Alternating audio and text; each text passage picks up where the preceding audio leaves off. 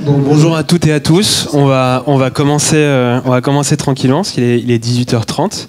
Alors déjà merci à tous et toutes d'être là aujourd'hui.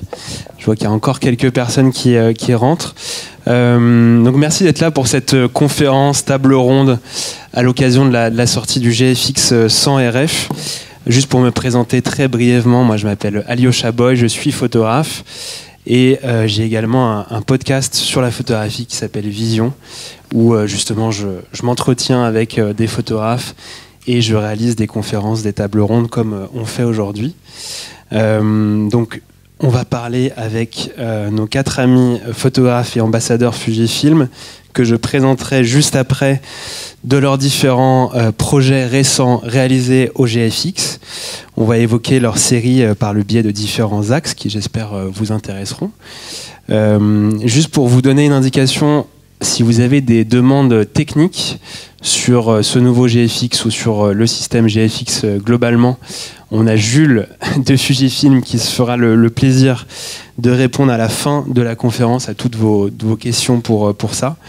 Et puis il y a aussi Manon de l'équipe Fujifilm qui fera une démonstration et qui a déjà commencé à faire une démonstration pratique des équipements disponibles à la fin de la table ronde. Voilà.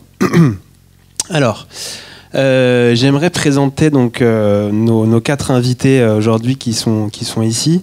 On va plonger vraiment dans leurs travaux, dans leur univers en évoquant leur série. On va commencer déjà, je crois sur la première slide, on a Eric. Il me semble. Donc Eric, tu débutes ta carrière, effectivement c'est bien ça, tu débutes ta carrière en 1981 à l'agence Gamma avant de devenir photographe indépendant. Tu navigues entre une photographie plus reportage dans des pays en guerre, notamment documentaire, avec des projets au long cours, notamment Élévation, on vient d'en parler, une série qui propose une réflexion sur les changements climatiques affectant les glaciers et les zones de haute montagne. Ici, on voit dans cette mosaïque de photos plutôt de la série Ukraine, dont on va parler en profondeur aujourd'hui. D'ailleurs, pour cette série, tu as utilisé un GFX, le système GFX, pour capturer ces moments.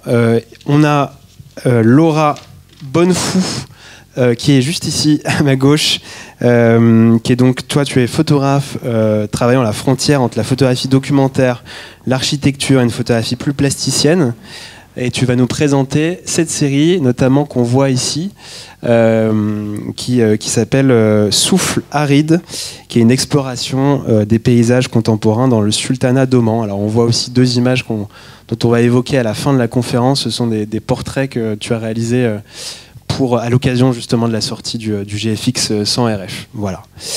Ensuite, je passe à Tristan. Tristan qui est juste ici, donc qui est photographe, on va dire sportif, naviguant entre le sportif et le commercial. Alors ouais, je crois que Julia, tu peux passer à Tristan juste après. Non, on n'a pas Tristan, mais on va voir tes photos après, Tristan, ne t'inquiète pas. Bonjour.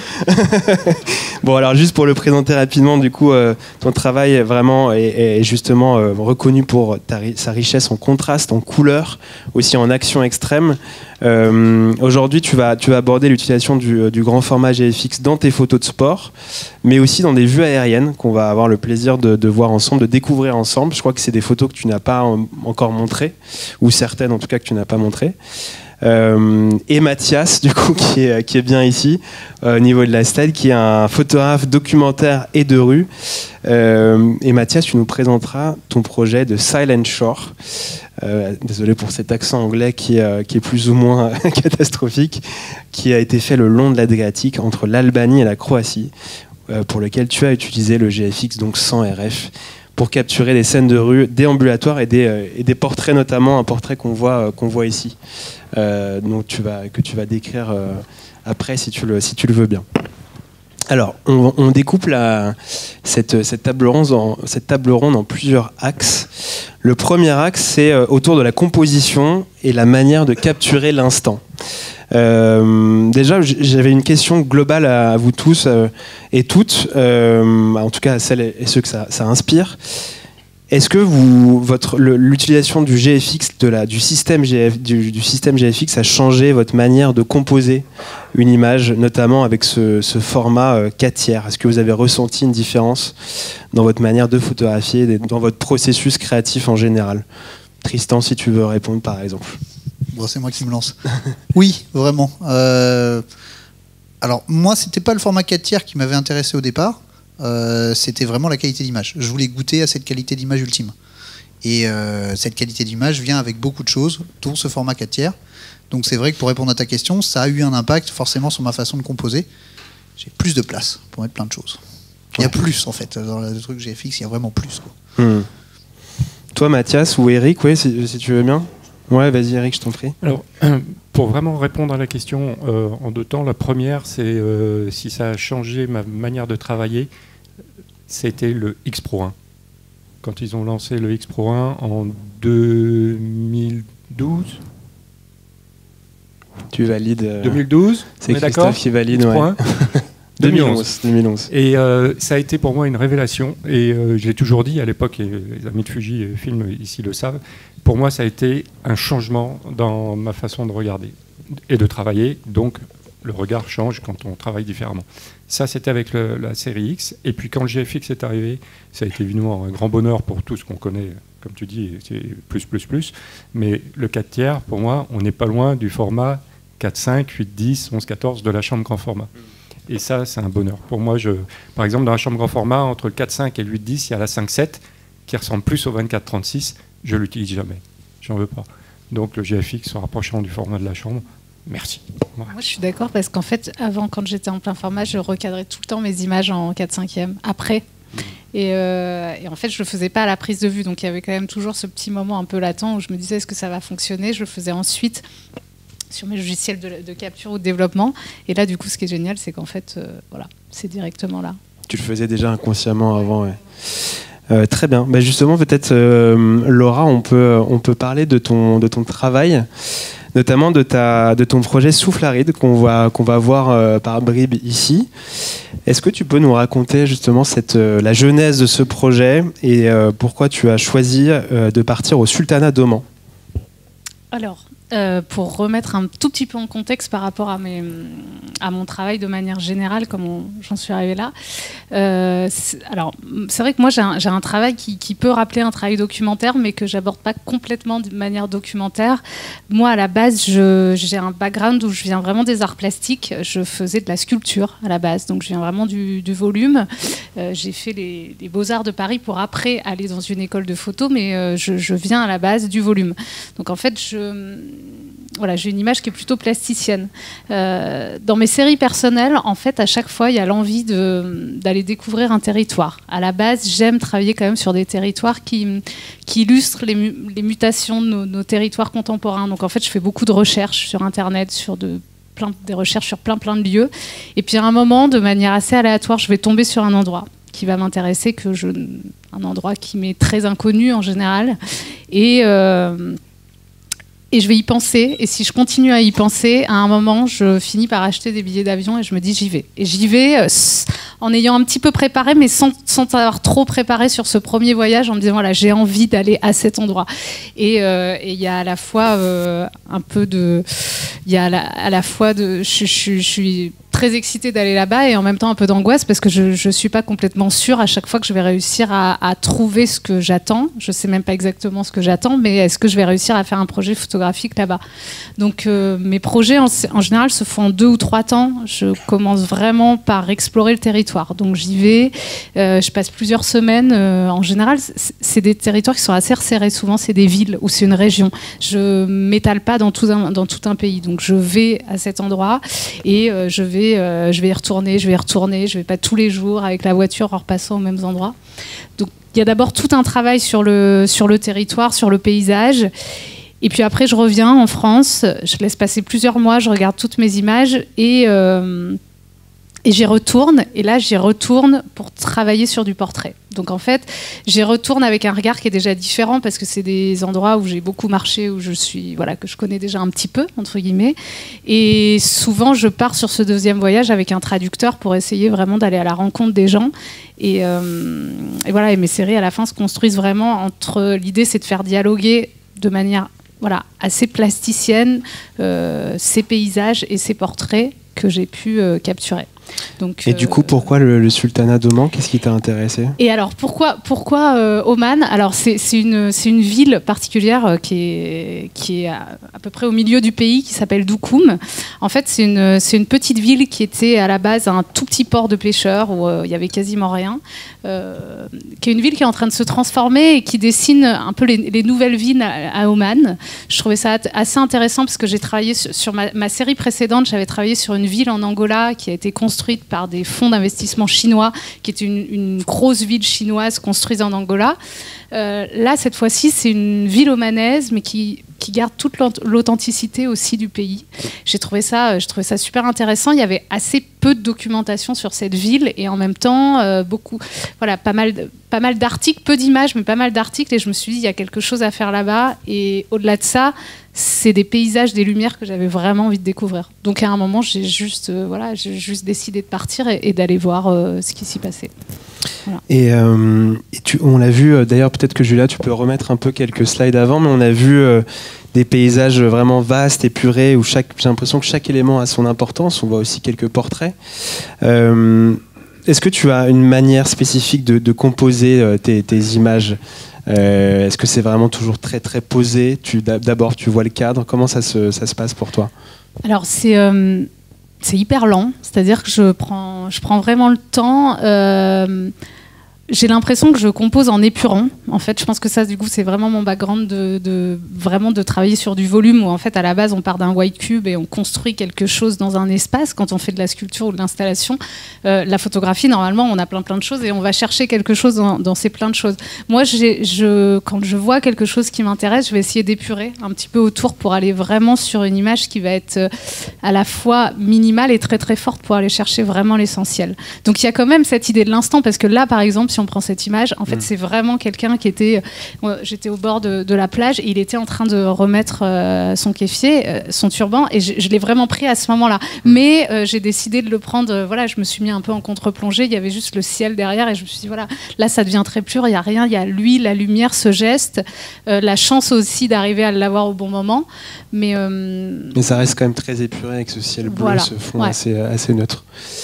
Peut-être qu'on peut s'arrêter sur l'image juste après, celle-ci. Je ne sais pas si tu peux nous la décrire, parce que je trouve qu'elle représente bien aussi ton univers très graphique, avec une composition que je trouve assez intéressante. Peut-être que tu peux nous la décrire et nous parler de son contexte, si tu veux bien. C'est marrant que tu aies choisi celle-là parce que c'est pas une des premières, mais c'était vraiment le tout début du projet. En fait, ils ont énormément. Ce qui est intéressant dans cet endroit, c'est qu'il y a plein de choses qui sont construites. Puis, par exemple, nous, on les appelait les bouts du monde. Il y a énormément de ronds-points où après, t'as qu'une route sur le rond-point. Et ils prévoient les autres routes pour les futures routes qu'il y aura plus tard. Mais en fait, tu es sur le rond-point et tu as juste un choix. Et donc, il y a quand même cette idée il y a cette idée à la fois des constructions qui sont très pures, toutes neuves, très belles, qui rappellent aussi toutes ces constructions qu'on a dans les Émirats, etc. À Oman, c'est quand même beaucoup plus authentique, c'est moins bling-bling, entre guillemets. Et là, c'était un parking avec une zone résidentielle juste à côté. Et voilà, moi, je suis arrivée à cet endroit-là, ce que j'ai trouvé hyper intéressant, c'est qu'en fait, je me suis dit, là, je peux composer une image, ça devient presque abstrait, en fait. Il y a ce mur qui vient décrire une bande blanche. Si on plisse un peu les yeux, c'est presque juste comme une trace de peinture. Donc, en fait, l'idée, c'est de partir du réel, de partir de quelque chose qui est très simple, qui est juste une route avec des ombres, avec cette ligne de trottoir jaune et noire. Et pour moi, c'est de la faire aller presque vers une peinture. En fait, de tout épurer, de jouer juste avec les ombres, ce mur. Donc c'est pour ça que ça prend du temps, parce que je me pose, parce que je vais un tout petit peu plus à droite, un petit peu plus à gauche, etc. J'essaye de trouver vraiment le bon endroit pour qu'on arrive à une composition qui nous amène presque un peu ailleurs, qui devienne poétique en fait. Et en même temps, je trouve que quand même l'image est a beaucoup de mouvements avec ses flèches, ses directions. Notre regard quand même se dirige à plusieurs endroits de l'image. Très intéressant en tout cas. Merci Laura. Alors Eric, je pense que ça va être un peu plus difficile pour toi de regarder tes images à part si tu veux pas te faire de torticolis. Ouais. Tu nous présentes aujourd'hui un projet que tu as réalisé donc en Ukraine, que tu as commencé, il me semble, corrige-moi si je me trompe, en février 2022, c'est ça? Ouais. Est-ce que déjà tu peux nous parler de tes motivations initiales pour ce projet? Est-ce que c'était par exemple une commande de presse ou c'était toi qui avais vraiment cette envie de partir là-bas? Qu'est-ce que tu avais envie de documenter, de montrer? Alors la presse, malheureusement, tout le monde le sait, elle est un peu en déliquescence. Donc il n'y a plus grand monde qui travaille avec, pour la presse. Et 2022, donc c'est le début de la guerre en Ukraine et c'est les portes de l'Europe, hein, comme tout le monde le sait. On s'en souvient quand même de cette vague d'inquiétude que tout le monde a eue. Et il était évident que même en étant tout seul, il fallait que j'y aille. Donc j'ai réussi à y aller grâce à nos amis de Polka. Et me voilà avec la terre entière de photojournalisme. Et je pense que la dernière fois où on s'est retrouvé avec autant de photojournalistes de différentes générations, parce que là, je pense qu'on est allé de 20 ans à... Je crois que les plus vieux, ça doit être Jim Natchway, Patrick Chauvel. Voilà. Donc il y avait les 70 ans, les 60 ans, dont je fais partie, les 50, les 40, et il y avait même donc de jeunes gens qui venaient, qui s'essayaient évidemment. Donc impressionnant parce que ouais, début de cette guerre, et donc c'était évident qu'il fallait y aller. La suite, c'est que j'y suis resté 3 mois. J'avais pas de... J'étais en X Pro 3 à l'époque et donc nos amis de Fujifilm m'ont prêté... J'ai fait 2 voyages avec une semaine d'interruption et le premier voyage était avec le GFX 50R, je crois, et le deuxième c'était le 100S. Le 100S, le premier, ouais. Merci. Et voilà, donc je me suis retrouvé à faire du photojournalisme comme je sais le faire, et en même temps j'en avais un peu soupé de ce photojournalisme à vouloir faire des images prises sur le vif qui correspondent à une double dans le Paris Match, un peu, pas forcément choc, mais on connaît un petit peu les images qui paraissent dans la presse, et à travailler avec ce format qui, moi, me régale, et donc de manière un petit peu plus documentaire. En l'occurrence, je crois que tu ne l'as pas choisi, mais je crois que je ne l'ai peut-être même pas envoyé. C'est cette image où il y a ces 3 personnes qui étaient des voleurs, qui pillaient les maisons et qui ont été arrêtés par l'armée ukrainienne, et ils sont ukrainiens, hein, les voleurs, et ils sont scotchés avec du film alimentaire, chacun a un poteau, et derrière il y a une église qui a été détruite, et ils ont une patate dans la bouche et ils sont défroqués, donc scène assez compliquée à photographier. Et garder la dignité des gens, c'est toujours compliqué. Et quand j'ai fait cette photo au GFX, alors je ne sais pas le GFX qui a fait la photo, évidemment, mais c'était le cadrage parfait. Alors, ça, je vais paraître prétentieux pour une fois, je crois que cette photo-là, elle était parfaite. Quand je l'ai faite, je me suis dit, je suis sur une scène de cinéma. J'avais l'impression d'avoir tout monté, et il n'y avait pas besoin, en fait, tout existait. Alors j'ai attendu, hein. J'ai attendu je ne sais plus combien de temps que toute la presse se pousse et que j'ai assez d'espace avec ce petit vélo rouge qui est en premier plan. Bref. Donc, oui, c'est ce qu'on voit par moment, ça arrive grâce à l'appareil que... Alors, on travaille toujours mieux avec un appareil qu'on aime bien, évidemment. C'est normal. Et donc, je me suis retrouvé à faire des photos avec beaucoup plus de distance, un petit peu plus documentaires, malgré que celles qu'on voit, elles sont un peu... Eric, composées news, quoi. Si tu permets, il y en a une justement juste après Julia, donc la toute dernière. On en avait parlé d'ailleurs au téléphone. Celle-ci, moi que je trouve vraiment intéressante parce que forte aussi par son parti pris, notamment l'anecdote que tu m'as racontée au téléphone. Peut-être que tu peux nous en parler, mais tu as vu beaucoup cet endroit photographié par beaucoup de photojournalistes. Mais toi, tu as choisi un autre angle, une autre composition. Est-ce que peut-être tu peux nous la décrire et déjà nous parler de son contexte et puis nous la décrire? Alors c'est la première image que la première journée lors du deuxième voyage. Juste pour l'anecdote, j'ai 24 heures de voyage dans les pattes, j'ai pas dormi, et dès que j'arrive au petit matin, je donne rendez-vous à ma fixeuse qui avait la voiture et qui m'emmène sur différents points et que je reconnais même plus parce qu'évidemment tout a changé très vite, dont le pont d'Irpine qui a été libéré, les Russes sont partis, bref. Et je tourne toute la journée, je suis rincé. Et le soir, elle me dit tu veux passer au cimetière d'Irpine, le nouveau cimetière d'Irpine, mais je tiens plus debout, quoi. Je suis une larve dans la voiture. Et je lui dis bah ouais. Mi-chien, mi-loup, il y a pratiquement plus de lumière.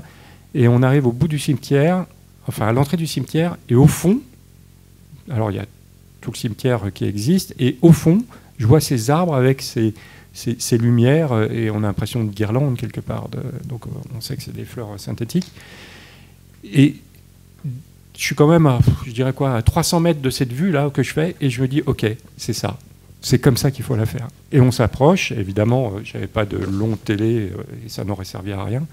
Et je m'approche, j'essaye de prendre un diaph, je monte en ISO assez haut pour avoir assez de profondeur, et je fais cette photo qui me semble tellement évidente esthétiquement, graphiquement, alors que, pour répondre à ta question, j'avais vu des photos de ce cimetière qui est immense.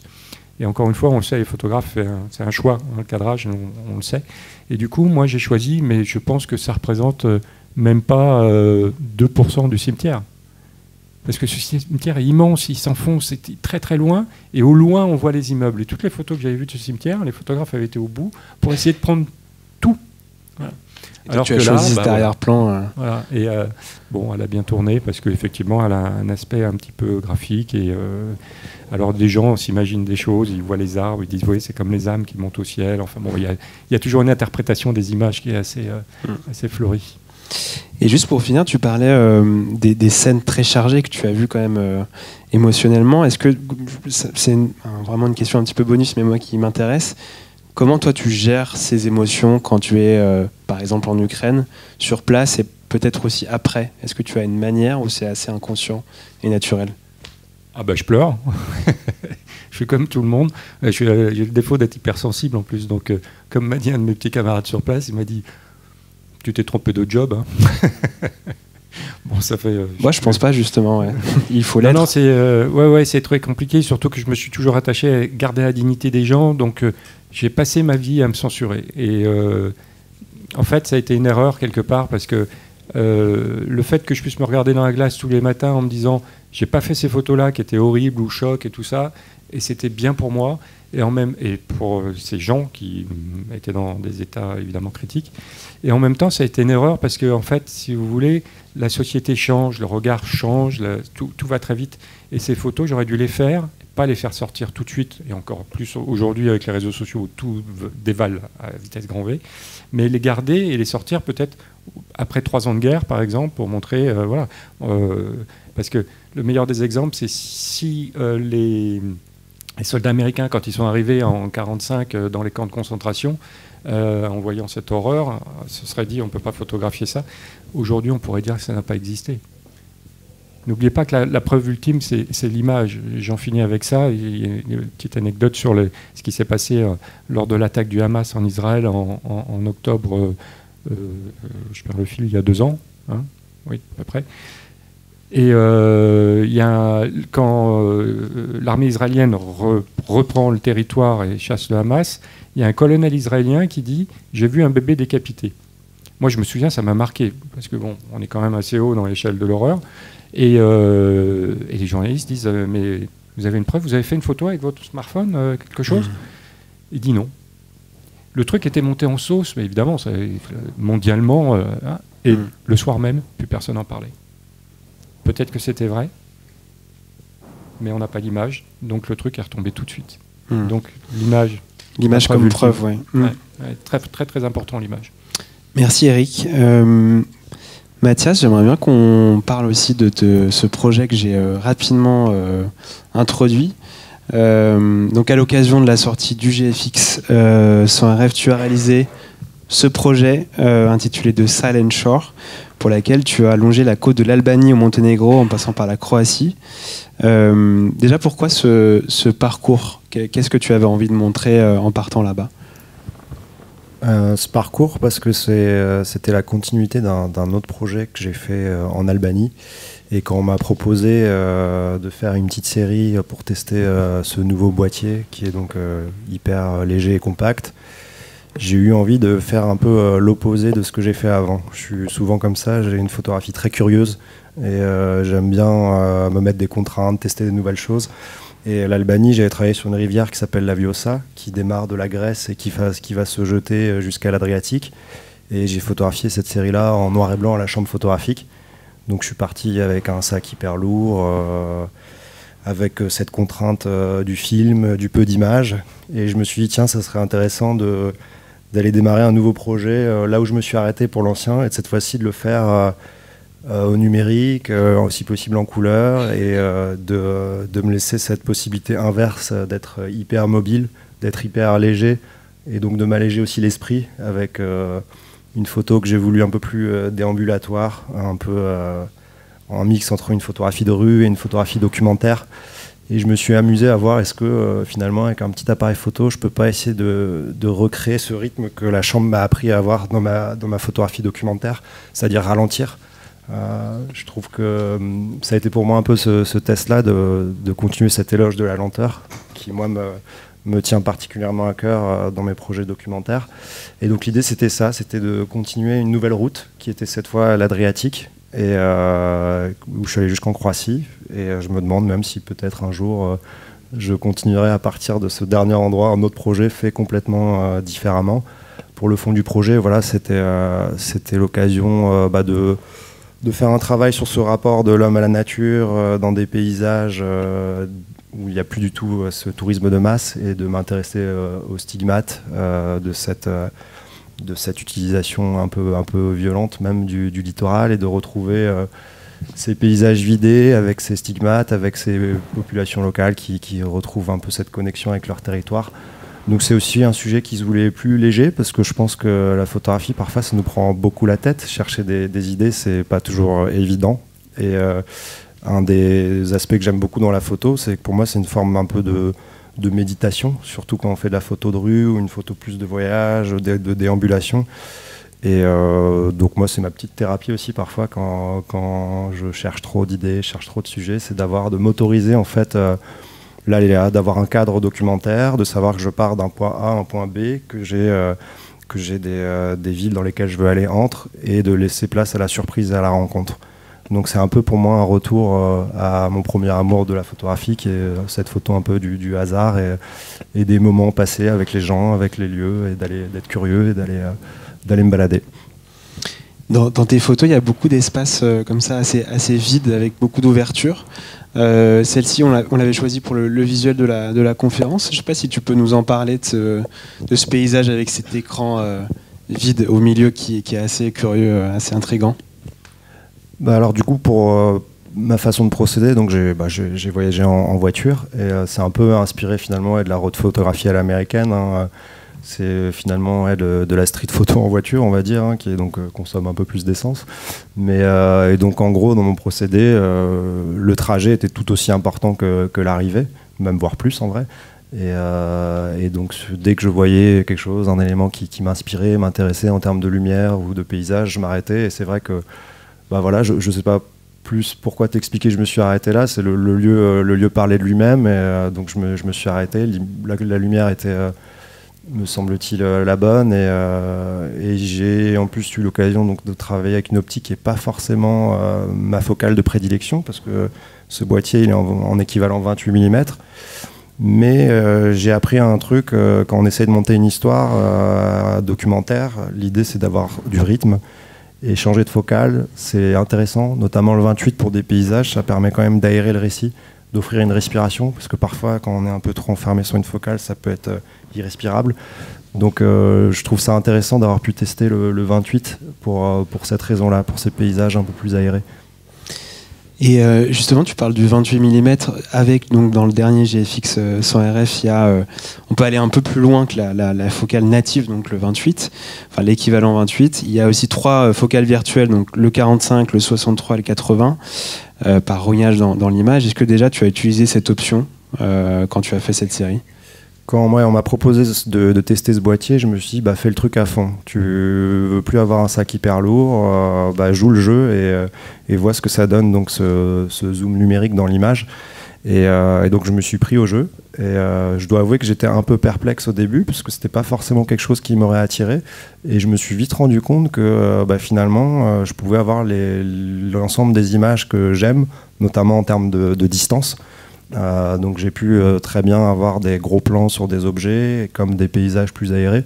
Donc j'ai clairement poussé l'option, joué le jeu et ça m'a vraiment permis d'avoir finalement les images que je cherchais. Ok, super. On va passer à l'axe 2, l'utilisation de la couleur. Tristan, j'ai envie de me diriger vers toi. Donc là, on va voir tes photos cette fois-ci. Déjà, quand je t'ai eu au téléphone, c'est assez marrant parce que j'ai ressenti chez toi une forme de perfectionnisme, de contrôle technique, pas dans le sens péjoratif du terme, mais justement, tu étais inquiet, par exemple, pour la petite anecdote du rendu de tes images aujourd'hui dans la projection de la MEB. Ne regarde pas les couleurs. Non, mais c'est bien, justement. Est-ce que déjà tu peux nous parler de l'importance des couleurs dans ton travail, nous expliquer globalement ton processus de création, que ce soit en production et en post-production aussi?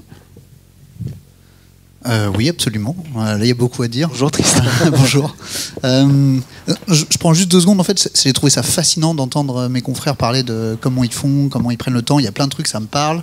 Moi et d'autres, justement, je dis mais non, mais moi j'ai pas ce luxe-là ou je peux pas faire ça. Et je trouve ça vraiment fascinant d'entendre chacun et son utilisation. Alors la question que tu m'avais posée, c'est la couleur. Moi on a chacun sa sensibilité. Moi, j'ai toujours adoré la couleur. J'aime bien le noir et blanc aussi, mais j'aime vraiment bien les couleurs. Et à l'origine, dans ma passion de l'image, dans ma passion de la création des images, j'ai été attiré par le GFX parce que pour moi, c'était un peu le moyen format, le nec le plus ultra de ce qui existait en termes de qualité. Et on est bien d'accord que c'est pas le boîtier qui fait l'image, c'est sûr, et c'est pas le pinceau qui fait le tableau. Mais je pense que tous les grands peintres, ils aiment bien quand même avoir du bon matériel pour peindre. Donc pour moi, dans mon process d'évolution de photographe, le jour où j'aurais pu shooter avec un moyen format, c'était très intéressant, quoi.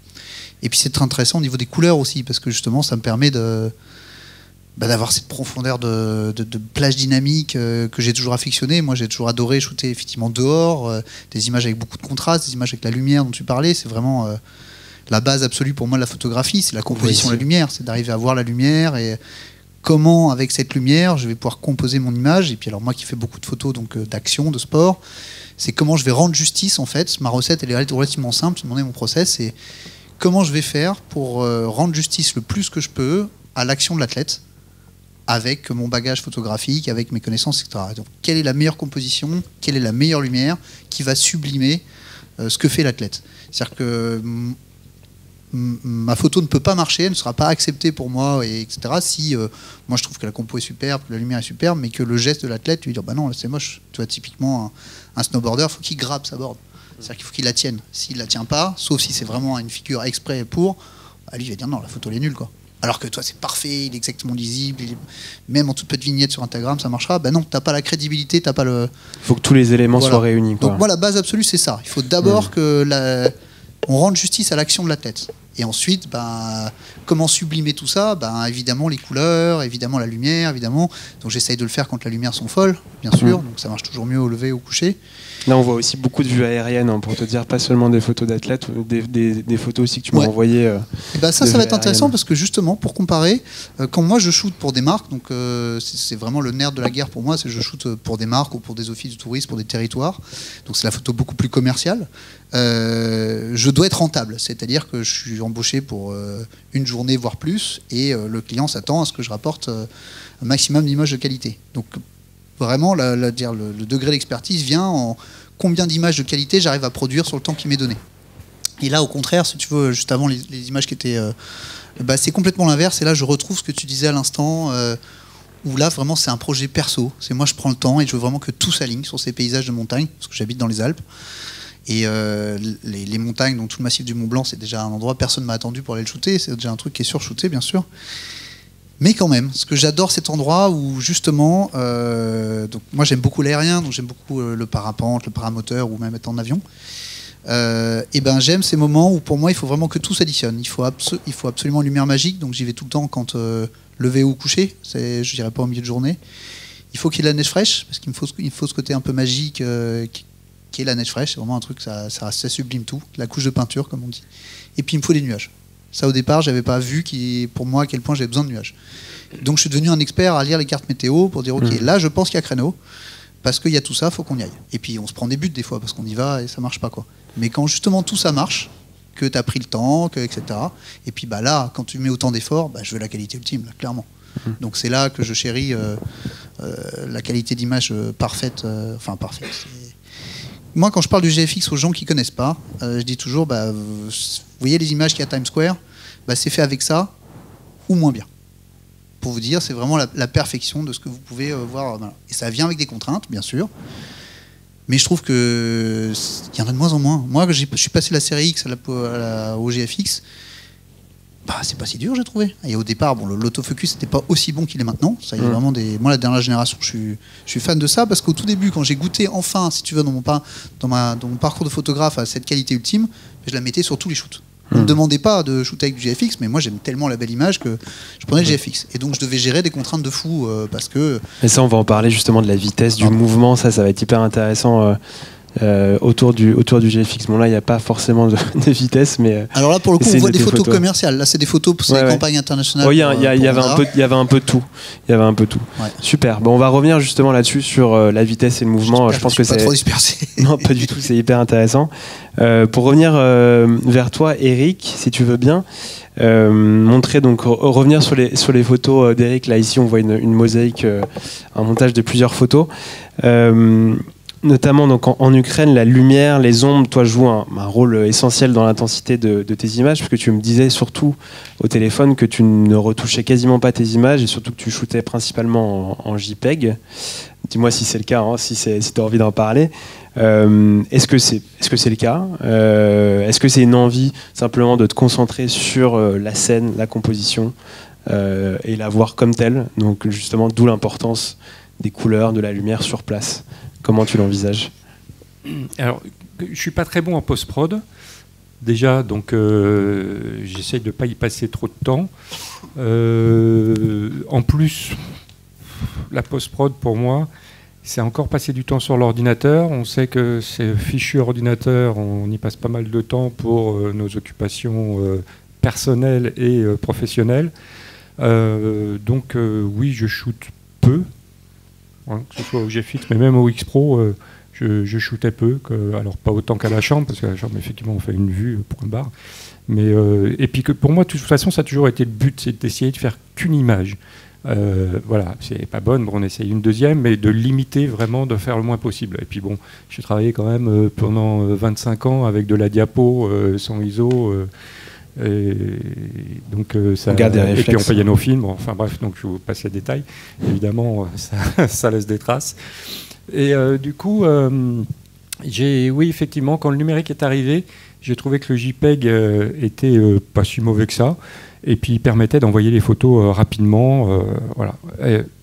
Ensuite, ce qui s'est passé, c'est que Fujifilm est arrivé, donc 2011, le X Pro 1, et je me mettais même pas en rouge, je shootais tout en JPEG. Formidable, hein. Même encore aujourd'hui, on fait des tirages de 2 mètres avec les photos du Burning Man, le premier gros sujet que j'ai fait avec le X Pro 1. Et franchement, ça tient la route. Alors, évidemment, on le sait, les fichiers RAW, on peut obtenir beaucoup plus en post-prod. Il y a une qualité, paraît-il, supérieure. Je ne suis pas un bon technicien, je m'en fous un peu, à partir du moment où ces fichiers m'apportent la qualité nécessaire pour ce que j'ai besoin. Et en l'occurrence, effectivement, aujourd'hui, je shoot en JPEG et en RAW, parce que, comme je suis un peu un imbécile, il m'est arrivé de réduire l'image et de faire pomme S.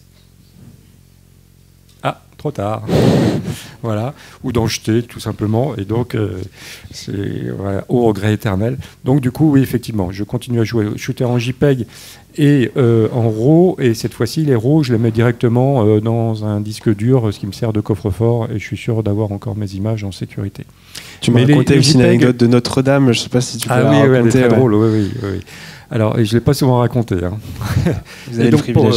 Avant de passer à Notre-Dame, les JPEG, moi j'étais surpris quand j'ai commencé avec le X Pro 1, avec les JPEG donc, de ce boîtier, ils étaient excellents. Et quand je suis passé au GFX, à partir du moment où vous faites attention à la lumière, vous exposez bien, il n'y a pas besoin de retouche, quoi. Allez, on va faire un petit truc de contraste pour si on trouve le fichier un peu plat parce que la lumière était un peu molle. Mais sinon, franchement, les fichiers JPEG du GFX, j'ai l'habitude de dire c'est les meilleurs du marché. Hein. Je ne suis pas allé voir sur toutes les autres marques, mais moi, ça me convient très bien. Je trouve ça extraordinaire. Voilà, ça c'est dit. Pour l'anecdote assez amusante, je shoot qu'en JPEG et Notre-Dame flambe il y a quelques années. J'habite pas loin, je me précipite comme tout le monde, je fais quelques photos. Je les trouve ni bonnes ni mauvaises, mais par habitude, je les envoie au WordPress. Vous savez, c'est le grand prix photo de l'année pour la photo de presse.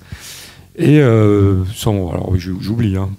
Et ils m'appellent et ils me disent ah voilà, vous avez été sélectionné, vous avez gagné. On ne vous dit pas lequel, mais vous avez gagné un prix avec vos photos de Notre-Dame. Donc il faut nous envoyer le fichier RAW. Mais quel fichier RAW? Embêtant, ouais. C'est ennuyeux ça. Donc j'ai l'habitude. Alors ils m'ont dit on n'a pas la preuve. J'ai dit arrêtez les JPEG aujourd'hui, on sait qu'on a des logiciels qui permettent de vérifier les retouches et tout ça.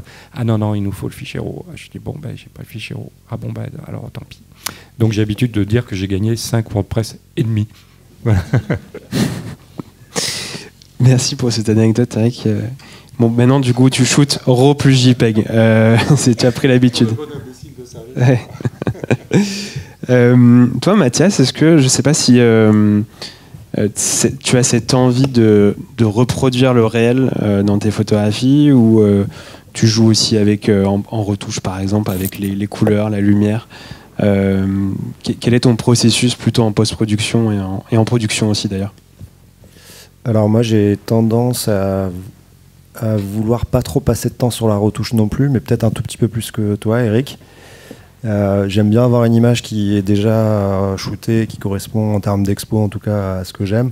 Après, je pense que c'est plus le vieux réflexe de la pellicule que j'ai gardé, où moi j'ai un genre de ma petite recette que je me suis faite au fil des années avec des teintes qui me plaisent bien et que j'applique en fait de manière un peu plus systématique à mes images avec des légers ajustements en fonction de chaque scène, de chaque lumière. Mais donc je dirais que c'est plus une application de pellicule qu'une retouche complètement cinglée de la couleur, vraiment dans les détails. J'aime bien un peu modifier, mais pas non plus y passer trop de temps. Après, est-ce que ça correspond au réel? Je pense pas. Comme un choix de pellicule, on ne correspondait pas forcément aux couleurs du réel. Donc je pense que j'ai un peu calqué, moi, cette façon de faire avec le numérique. Très bien. Laura, je ne sais pas si tu as un avis là-dessus, ou en tout cas un commentaire, mais je trouve que toi, tes lumières, tes couleurs créent souvent une atmosphère presque onirique, notamment dans la série qu'on a vue avant, dans Souffle Aride. Est-ce que toi, tu as une autre volonté? Est-ce que la retouche, justement, a une importance pour toi? Alors, moi, je serais un peu comme Mathias. Par contre, moi, c'est vrai que je suis un peu... je vais souvent shooter aux mêmes heures. C'est-à-dire que là, à Doukoum, j'étais très calée je pars à telle heure. Bon, l'avantage, c'est qu'il y a tout le temps du soleil. Mais en fait, j'avais vraiment mes heures de prise de vue définies pour que ma série soit cohérente à la fin. Donc oui, en effet, il y a quand même cette envie de se dire, vu que moi je suis un peu moins dans une démarche de documentaire, en fait, il y a des endroits, par exemple, où je suis passée à une certaine heure, où je me disais, alors ok, ça c'est bien, vu que j'ai le temps, je retournerai demain à cette heure-là pour faire l'image, mais dans cette lumière, parce que ce sera plus intéressant, parce que le soleil est bref. Donc je le travaille quand même pas mal à la prise de vue. C'est pareil en fait. Alors moi je shoot en RAW pour le coup parce que moi c'est pareil, j'ai un peu mes petites recettes sur Capture One que je vais appliquer après, mais globalement c'est quand même beaucoup fait à la prise de vue et après en post-prod. Alors ça va être des petits ajustements de ciel, des choses comme ça parce que c'est vrai que... Et t'as un bleu spécifique quand même. Ouais, parce que j'aime bien que tout soit quand même assez, assez cohérent après sur l'ensemble. C'est quand même très pictural comme manière d'aborder la photographie, mais beaucoup est fait quand même à la prise de vue, c'est-à-dire je choisis quand même les moments où je vais faire les images. Voilà. Très bien. On va parler de vitesse, de mouvement maintenant, le troisième axe, et je reviens vers toi Tristan, je t'avais promis du coup qu'on revenait là-dessus. Toi qui es justement spécialisé dans la photographie un peu en action, qu'elle soit sportive, aérienne, dans des cadres personnels ou commerciaux comme tu me disais avant. Toi, tu es souvent d'ailleurs confronté, j'imagine, à des environnements rapides, changeants. Est-ce que le GFX, pour toi, c'est le bon compromis, le système GFX globalement, entre une image de qualité et en même temps le rendu de la vitesse, c'est-à-dire, par exemple, sur une photographie sportive, avoir un sujet net, par exemple. Est-ce que tu arrives à avoir ce bon compromis entre les deux ? Alors oui, complètement. Là, la réponse, elle est franchement oui. Au tout départ, quand j'ai commencé vraiment à utiliser intensément le GFX, c'était j'accepte un certain nombre de compromis parce que la qualité d'image est démentielle. Et je trouve que les générations progressant, il y a de moins en moins de compromis. Là, la dernière génération, c'est un autofocus qui est vraiment ok. C'est pas le meilleur autofocus du marché, mais ça suffit largement, vraiment, pour... Tu vois, une anecdote que j'avais, sur une campagne Honda, j'avais vraiment un key visuel à faire, qui était défini, il fallait que la moto elle sorte du virage avec un certain angle, etc. Tout ça. Et le pilote a dû la refaire 50 fois, parce que j'arrivais pas à l'avoir net. Je pense que, je sais pas pourquoi, à l'époque, etc., j'ai essayé de le shooter avec le GFX 100 au début. Je pense que les phares de la moto devaient faire quelque chose avec l'autofocus. En plus, je pouvais vraiment pas faire un pré-focus, parce qu'il sortait pas la moto toujours au même endroit. C'était vraiment, à chaque fois, c'était un peu différent. Et donc j'avais le client qui était à côté de moi, il y avait tout ça, et je stressais en me disant je vais pas réussir à la sortir. Et au final je l'ai sorti avec la série X, heureusement que je l'avais à côté, parce que j'avais vraiment pour le coup. Mais c'est bien des rares fois, tu vois, où ça a été poussé jusqu'au test, et si ça devait se représenter aujourd'hui, je pense que la dernière génération, j'aurais pas ce problème. Donc c'est vraiment, pour redire ça, c'est j'ai accepté d'avoir de nouveau des boîtiers un peu plus lourds, parce que j'étais tombé amoureux du fait que ce soit ultra léger, parce que vraiment cette qualité d'image... Enfin, on est tous autour d'ici des passionnés de l'image, donc tu veux que ta photo soit la plus belle possible, quoi. C'est marrant que tu parles de ça, justement, de la pression liée aussi à cette approche plus commerciale qu'on a tous et toutes aujourd'hui. Pour gagner sa vie, il faut avoir une approche commerciale. Comment tu la gères, cette pression de ton côté Ça te dérange pas de refaire, comme tu disais, 50 fois une image, même pour avoir le rendu parfait, ce rendu un peu obsessionnel de tes photos? T'as pas le choix, Pardon ? T'as pas le choix. Il faut qu'elle soit voilà, je le vis pas forcément bien, mais tout ça fait partie de mon job, ça c'est sûr. Donc, je vais essayer de préparer, comme tout fait Laura, la préparation c'est la clé. Quand tu as vraiment des visuels qui sont super importants, comme les fameux key visuels, etc., plus tu auras essayé de détecter les problèmes potentiels en amont, et mieux ça ira derrière. Donc j'allais dire la bonne solution pour pas être trop stress au moment où ça arrive, c'est effectivement la préparation, quoi. Mais tu peux pas toujours le faire. Donc après, comment je le vis, je pense avec l'expérience, avec le sourire, parce que c'est qu'une photo, c'est qu'une image. Ça peut arriver de la rater, bien sûr, c'est évident. Mais je dirais avec l'expérience, t'en rates de moins en moins quand même. C'est important. Tu vois, je dis toujours ce truc. Je serai jamais impressionné par un photographe qui va me raconter une fiche technique d'un boîtier. Je vais être impressionné par l'idée qu'il a, ce qu'il veut faire, son projet, et ensuite comment il a résolu les différentes contraintes pour y arriver. Et donc du coup, pour moi, la photographie, il faut maîtriser suffisamment la technique pour l'oublier. Un peu comme quand tu conduis une voiture. La première fois que tu apprends à passer les vitesses, je me rappelle, c'était pour moi une catastrophe, parce que je disais, mais ma grand-mère elle arrive à conduire une voiture, j'y arrive pas. Et puis t'apprends, puis après, tu penses plus du tout quand tu passes les vitesses. Pour moi, la technique, c'est ça. Il faut la maîtriser pour l'oublier. Parce que le nerf de la guerre, c'est ce que tu veux photographier, ton sujet, l'histoire. Et si tu veux pas te prendre la tête en train de régler ton appareil, faut le connaître, quoi. Pour qu'au moment où effectivement tout s'aligne, les situations que Eric peut vivre, là tu peux pas demander de les recommencer. Non, moi sur la photographie commerciale, des fois j'ai ce luxe. Oui, je peux dire ok, là elle est pas bonne, on la refait. Et elle est pas bonne pour cette raison, et on recommence. Tu évoquais la préparation dans tes shoots. Est-ce que par exemple sur cette image, on s'est arrêté peut-être sur ce visuel. Est-ce qu'il y avait une forme de préparation? Est-ce que tu avais prévu que les deux passeraient exactement à cet endroit-là avec ces nuages? Est-ce que tu peux nous en parler? Alors ça, c'est un bon contre-exemple, parce que pas exactement. Là, moi, je suis en l'air, en train de voler. Je me suis mis en l'air parce que je savais que la lumière était bonne, que c'était un de ces moments où même une poubelle, c'est beau à ce moment-là, quand vraiment la lumière est belle. Et en l'occurrence, je les connais, ces deux amis-là. Je travaille régulièrement en plus avec cette marque-là. Et je savais que la session a dû durer une demi-heure, qu'ils allaient faire ce genre de truc. Qu'ils allaient se suivre l'un l'autre en laissant traîner leurs pieds parce qu'ils aiment bien ça. Et donc du coup, moi, j'ai essayé d'aller me positionner en les regardant faire. Quel est l'endroit où la photo marcherait le mieux? Et puis là, en l'occurrence, j'ai rafalé parce que je savais que idéalement pour moi, il fallait qu'il soit dans le bleu et pas dans le vert pour que la photo soit le plus lisible possible. Et puis il y a un moment, tout s'est aligné. Et donc oui, effectivement, là, je suis en l'air en train de voler, en train d'anticiper le mouvement qu'ils vont faire pour essayer d'être placé à ce moment-là. Et puis après, des fois ça marche, tu vois, c'est ce qu'on disait avec l'expérience aussi. Là, c'était clairement pas le moment pour moi d'essayer de comprendre où était le réglage du focus, de vitesse, etc. Ça, fallait que je sache. Mais il y avait une forme d'anticipation parce que tu connaissais quand même t'avais les habitudes de ses amis. Et justement, c'est un bon exemple pour ça, c'est que sachant ça, connaissant le boîtier, connaissant ce truc-là, je peux pousser un peu plus loin. Je peux mettre dans des situations où, oui, là... ça devient plus compliqué. Mais c'est ça qui est satisfaisant. Moi, dans la discipline que je fais aussi, c'est ce moment où... Eric en parlait tout à l'heure, et j'ai ce moment-là, c'est rare que je sache que la photo est vraiment bonne.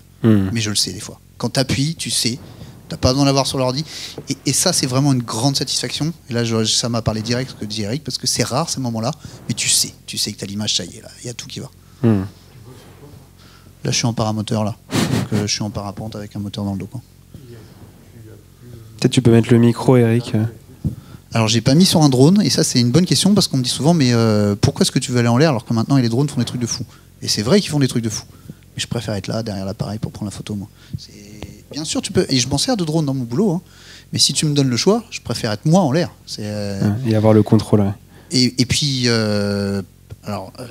peut-être aussi c'est intéressant, c'est que les drones du commerce ils n'ont pas la qualité du GFX. Ah oui, non, mais je voulais dire, est-ce qu'on peut installer un GFX sur un drone aujourd'hui? J'imagine, ouais. Mais comme ils mettent des raids de toute façon déjà, donc s'ils mettent des raids, on peut mettre un GFX. Mais alors, je préfère 1000 fois moi y aller que me galérer à essayer de faire ça, à prier pour que ça tombe pas. Je préfère tomber moi avec, quoi. Tiens, Eric, est-ce que donc toi tu travailles souvent avec des situations très rapides, changeantes, où la réactivité est essentielle, mais en même temps, tu as cette pratique d'un temps plus long à la chambre. Je parlais de cette série Élévation au début. C'est quoi ton... Ah oui, c'est celle-ci, ouais. C'est quoi ton rapport au temps dans ta photographie? Comment tu le ressens? Est-ce que c'est les deux côtés qui t'intéressent ou à choisir, tu choisirais toujours de travailler sur un temps long et de prendre ton temps? Moi, je suis un vilain petit canard, j'aime bien tout, en fait. Je suis gourmand et gourmet. J'aime bien quand ça va vite, j'aime bien quand c'est lent. Non, le meilleur des preuves, je crois que c'est par rapport au travail. Aujourd'hui, j'ai pour moi d'avoir un petit peu d'ancienneté, donc du coup j'ai pu goûter à plein de choses au niveau du matériel, au niveau de la manière de travailler, au niveau des styles. Et je crois que c'est ce qui fait la richesse, parce que ça permet d'aller justement rencontrer des gens complètement différents. On ne rencontre pas les mêmes personnes quand on fait quand on travaille d'une certaine manière. Donc, et tu vas ressentir une forme d'adrénaline quand tu travailles justement rapidement, où tu dois rendre des images rapidement aussi? Oui, alors bon, c'est toujours pareil. Il y a tellement de gens qui m'ont dit ah oui, la photo de news, c'est parce que c'est l'adrénaline et tout ça. Je ne vais pas m'en cacher, évidemment que c'est quand même extrêmement fort quand vous vivez l'histoire en direct. Moi, franchement, je préfère la vivre en direct que d'être sur mon canapé devant TF1 ou France 2 ou enfin aujourd'hui BFM et toute la clique. Mais oui. Moi, j'avoue, je suis super excité quand je suis sur le mur de Berlin quand il s'écroule, quand il y a Mandela qui sort de prison, qui vient me serrer la main. Bonjour, monsieur. Il y a de quoi être de vibrer, quoi. Donc oui, il y a ça, mais c'est principalement aussi le fait que j'ai toujours pensé à ce que ces images On revient à la dignité, hein, je parlais de l'histoire de la dignité des gens, je suis obligé de garder la dignité des gens parce que ces images, elles restent dans l'histoire. Alors ça peut paraître prétentieux, mais désolé, c'est comme ça. Nous sommes les gens qui ont fait du photojournalisme, hein, pas que moi, mais tous. Les images servent pour les livres d'histoire de vos enfants, de vos petits-enfants. Elles sont aujourd'hui en histoire contemporaine, donc je crois que c'est la 3e et la terminale. Moi, ça m'arrivait souvent quand mes gamins revenaient de l'école et me disaient « Ah tiens, encore une photo à toi dans le livre ». Voilà, je devais gagner 25 €, formidable. Mais oui, elles sont achetées aussi par des musées, elles sont enfermées au 3e sous-sol, dans des tiroirs sauvegardés et aujourd'hui, moi, je dois dire que j'ai une petite fierté, ouais, c'est que toutes mes archives sont prises par la médiathèque du patrimoine, c'est donc le ministère de la Culture, donc l'État, et elles sont sauvées à vitam aeternam. Et je suis à côté de Pardon, Caron, et en remontant, on va jusqu'à Nadar. Tous les grands photographes français sont là-bas, au fort de Saint-Cyr, sauvegardés dans des pièces, des tiroirs. Là, on parlait de temps long. Il y a aussi les archives du cinéma, du CNC au même endroit. Donc, ouais, formidable. Ça ne me rapporte rien, mais mes archives sont sauvegardées. Donc, c'est important. Oui. C'est un boulot que les gens ont tendance à oublier, c'est que nous sommes des serviteurs de l'histoire. Mais au même titre que d'autres formules de travail. Je veux dire, on laisse trace. C'est ça qui est important. Et on parlait de temps long, et c'est ça, c'est une forme de trace laissée pour les autres. Oui, alors il y a un truc le plus important, et ça que les gens ont tendance à oublier. Alors en plus, ce que les gens ne se rendent pas compte, c'est que, et j'en suis, moi avec mes 5 décennies là, c'est que on traverse l'histoire.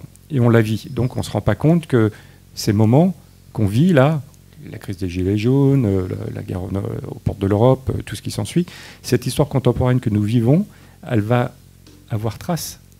Dans 20 ans, 50 ans, 100 ans, ça restera comme mai 68, comme, allez, on remonte, Charlemagne, Napoléon, tout le clic. On ne s'en rend pas compte parce qu'on la vit, mais on est dans l'histoire contemporaine.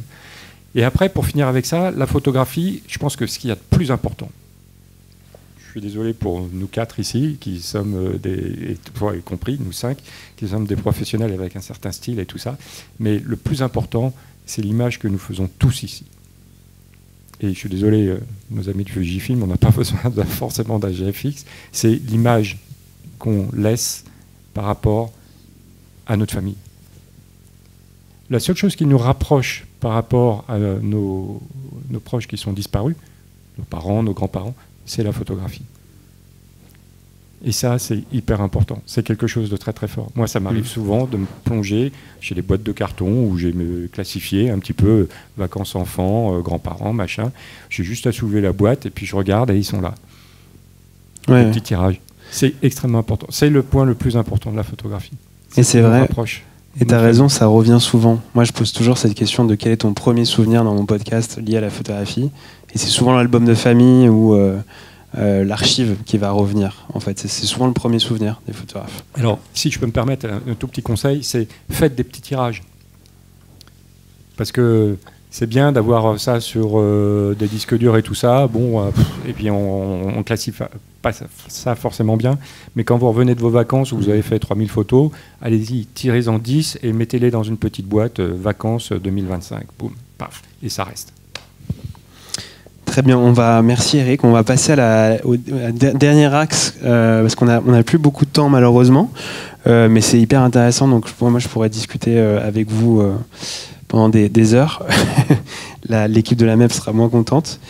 Donc le dernier axe, peut-être Julia, tu peux passer directement à cette slide. Donc c'est la relation au sujet, l'intimité capturée. Mathias, j'aimerais bien qu'on revienne sur ta série de Silent Shore et notamment sur une photo particulière, celle-ci. Tu m'en parlais au téléphone, c'est un mix entre photo documentaire, portrait, et en même temps la composition a été faite de loin, toujours avec ce 28 mm. Tu peux peut-être nous en parler. Est-ce que déjà c'est une pose? Est-ce que c'est une mise en scène? Voilà, tout m'intéresse.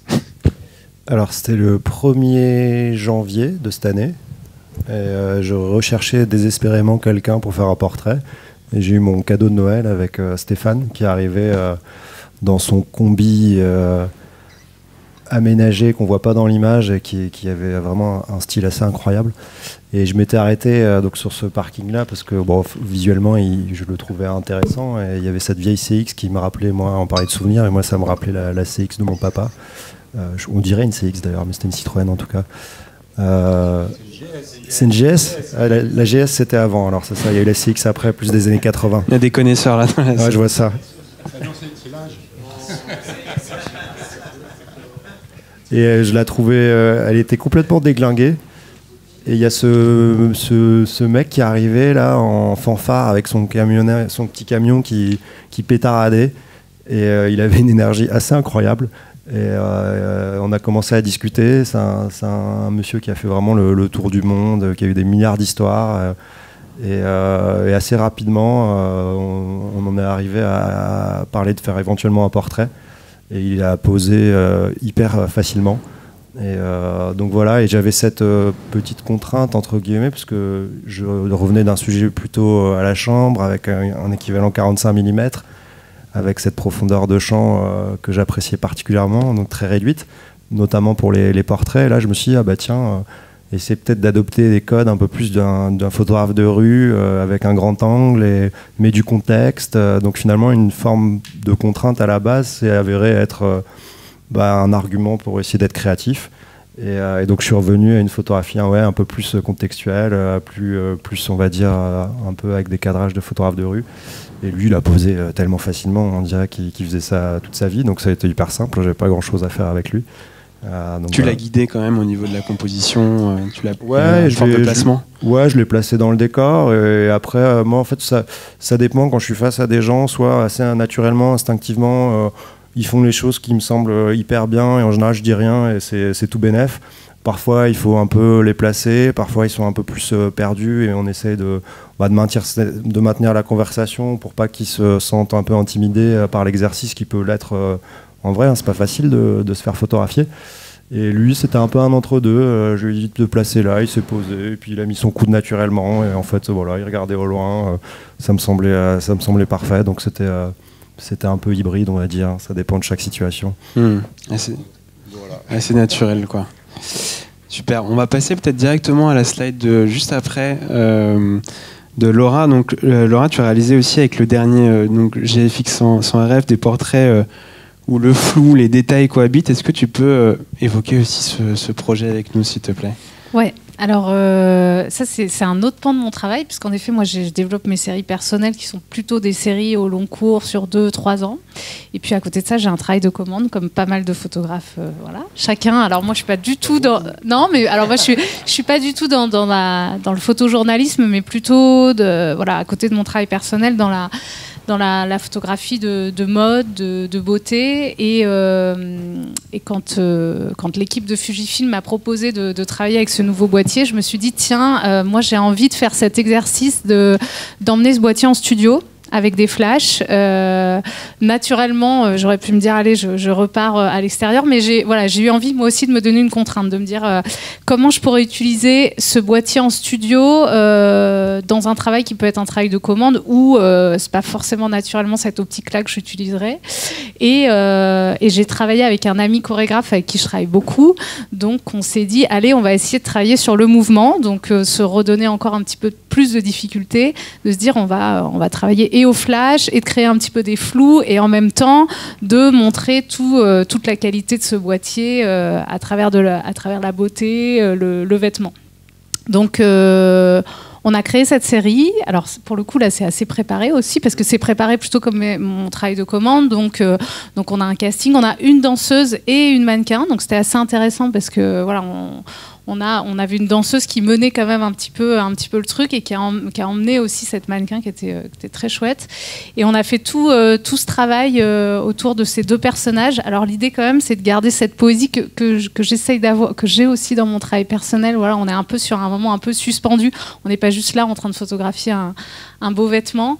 Et on a travaillé sur toute cette notion de déséquilibre. Donc en fait, on est sur ce fond noir. En fait, c'est voilà pour raconter un peu le background. En fait, c'est tout un fond noir qu'on vient faire disparaître, d'où là l'idée de shooter en RAW, c'est vraiment nécessaire parce qu'en fait ça me permet après de rendre mes noirs très très profonds et de se dire qu'elles sont comme ça dans un espèce comme si elles étaient dans un paysage infini en fait. Et on avait prévu de faire une série qui était plutôt assez large au vu de l'optique. Et en fait, j'ai été surprise par ce boîtier à me retrouver à faire des images qui étaient presque des images de beauté que j'aurais fait. Alors moi, je shoote avec le GFX 100S2 et évidemment, je change d'optique et j'aurais fait ça plutôt avec une optique beaucoup plus serrée. Et en fait, je me suis retrouvée à faire aussi des images assez serrées, très très près des modèles. Celle-là, voilà, en t'approchant de la scène, ouais. Ouais. Alors moi, par contre, je recroppe après. Hein. Moi, j'avoue, le crop direct, je suis un peu à l'ancienne là-dessus. Moi, mais au final, ça revient un petit peu au même, tu vois. Mais voilà, en fait, ce qui est super intéressant, c'est qu'avec un même boîtier et une espèce de légèreté. J'avais l'impression vraiment d'avoir un tout petit truc en studio. Ça me faisait presque bizarre d'avoir un boîtier si petit. Et en fait, c'était génial parce que sur une série comme ça, je dois me mettre par terre. Après, je monte sur un escabeau, etc. Donc, il y a aussi, ce qui est intéressant, c'est qu'il y a aussi une utilisation sur un contexte technique de studio qui est très chouette. Donc là, voilà, on a vraiment réussi à créer tout ce flou de mouvement, mais on a cette netteté et ces détails qui vont être capturés, et aussi en fait le flash va figer tout ça. Voilà. Vas-y Eric, n'hésite pas. Pardon, alors je suis émerveillé par un truc, j'ai appris ça, c'est qu'il y a un obturateur central, je viens de l'apprendre tout à l'heure, et on peut shooter donc jusqu'à 4 millièmes de seconde au flash. C'était le petit point bonus qui est quand même assez important. Avant de conclure, j'aimerais bien qu'on les applaudisse pour ces discussions hyper intéressantes.